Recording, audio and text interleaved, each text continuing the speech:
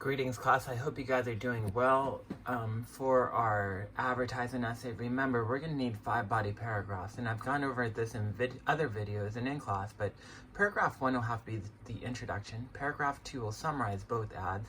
Paragraph 3 will address what ad has a better rhetorical strategies, whether it's ethos, pathos, logos. Paragraph 4 will address a different strategy, and paragraph 5 will be the conclusion. And the 3 body paragraphs are going to have some semblance of this structure. This is what I'm looking for, and this is actually very challenging to organize, so I wanted to be clear. And the challenge of organizing a comparison contrast essay is a structure, because if you don't structure it properly, it gets very confusing, it gets muddled. So this is a clear way to do it. Let's say we're writing paragraph 3, right? We wrote our summary paragraph. I would write the second paragraph a lot like this too. When you're summarizing, I think it's really good to split the paragraph in half, to talk about one ad in half of the paragraph and then the other ad in a second part of the paragraph. So this structure is very dependent on topic sentences. I put TS here, that stands for topic sentence. And if I'm writing paragraph 3, I might say the Pepsi ad has better pathos than the Coke ad. I would just be clear. I like this topic sentence because it addresses both ads, ad 1, ad 2, and it also addresses the strategy it's incorporating. I think that's a very slick topic sentence. It's very clear what we're doing in this paragraph.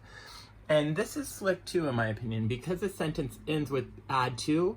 I think it's a nice transition. You don't have to do this, but I think it's an easy transition to go into ad 2, where I talk about pathos, right? And so I'm going to split this paragraph in half. I'm going to spend the first half talking about ad 2. I'm going to show pathos. I'm going to show how it's using pathos, the emotions that it has, the pictures, the wording. I'm going to have support. I might have research here to support it. I might have support from the advertisement itself. And I'd elaborate on that research or on those points. If I say it has bright colors, I'm going to have to elaborate what those colors mean. If I say that, if I have a quote from an advertiser that says fast food likes to use bright colors, I might show that and explain that in more detail. These ads are mimicking that. I'd have to elaborate on it, right? So the very first half of the paragraph is going to be emotion. And then I want to get into support, show how ad 2 is using emotion. I want to elaborate on it. And then the second half of the paragraph is going to be on ad 1. So to bridge those two things, you need a transition. And I've gone over this before, but good transitions where they're furthermore, in addition, moreover. I might say, furthermore, even though ad 2 has good pathos, ad 1 has better pathos, right? So here I'm going to do the same thing. I'm going to get into ad 1. I'm going to go over pathos. I'm going to have support. I'm going to show how it's using pathos, how it's using emotion. And then I'm going to elaborate on it. I want to tie it together.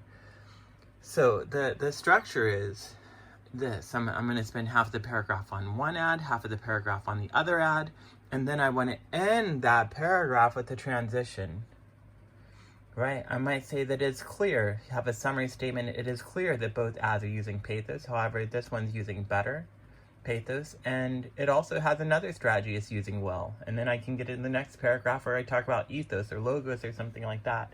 But this is the structure I'm looking for. I'm looking for this in your paper. Those are the key points. I hope this is very, very clear for you guys. All right, thank you for listening.